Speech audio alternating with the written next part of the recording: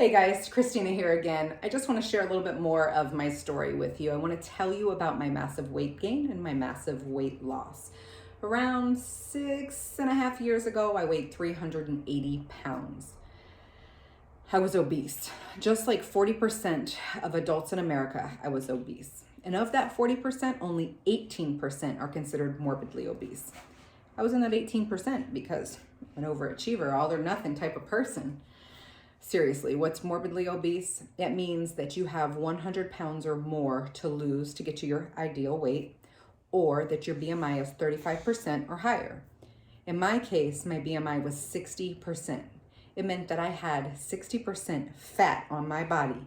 I had more fat than I had bones, muscle, organs, anything else. I had more fat on me than anything else. It was an eye-opener for me, that's for sure. So what's BMI, you ask? The BMI chart is something that you can look up online. You can Google a BMI chart calculator. You plug in your age, your height, your weight, your gender, and it lets you know where you should be. 35% or higher is obese and 29% or higher is overweight. I think your ideal should be around 25 to 29% for women. I don't really know where men's fall, sorry. But it's a good guide to kind of base off of. In the beginning, when I first started losing weight, all I cared about was the number on this going down. I didn't think about anything else.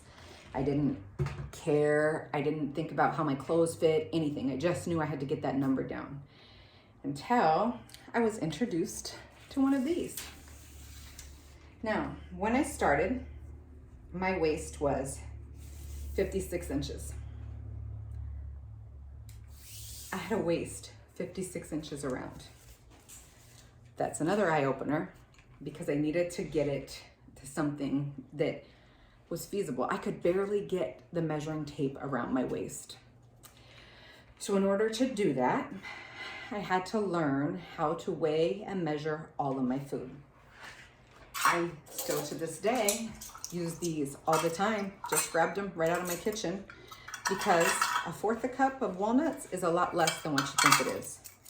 2 tablespoons of peanut butter, way less than what you think it is. Or 2 tablespoons of dressing to put on your salad, it's not very much. And you have to weigh it out so that you know that you're not overdoing it. But my biggest help, the number one thing that I tell people when they ask me where they should start, right here. Water. 1 gallon of water every day. Stop drinking the crap. Stop making excuses. You don't need the Gatorade. You don't need the tea. You need this right here. Put some lemon in there. Put some cucumber in there. Whatever you want. Personally, I just drink the water. And once I'm done with my gallon, it's on to the next one. I don't really drink anything else. Another great tool that I forgot to mention, sorry, was the food scale. So for this one, you put your container on there and then you zero it out. And then your food goes on there and you should be able to look up whatever it is that you're having. Chicken, 4 ounces. Ask me how I know. I even know what it looks like. I don't even really have to use this anymore. But it's a great tool when you're learning how to measure your food. You really should get one of those. They're not very expensive. You don't have to get the digital one. Just get that and you'll be fine. Another part of my journey has been fitness. When I started, I couldn't do a jumping jack, which definitely means I couldn't jump rope. There was a goal at one point that I had to get 30 jump rope turns. Now I've been working on double unders, getting that rope around twice and just jumping once. We'll see, I'll get there.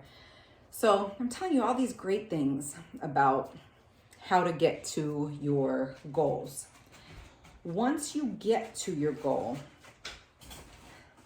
that's a con. It's excess skin. You can see it. I have it everywhere. It's what happens. Unfortunately, you have to have surgery. It's just a part of the process. Your skin is an organ that only has so much elasticity. So once it stretches out, it can't just come back in. Now, I get asked all the time, would I go through this? Would I have the skin surgeries and everything and still be here where I am? I would.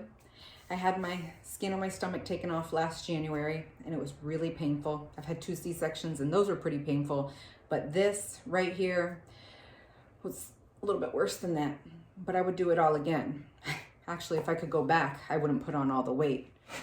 But I'm here to let you know that if you're already there and you have it to take off, you can do it. It's something that's really easy. Start with drinking your water.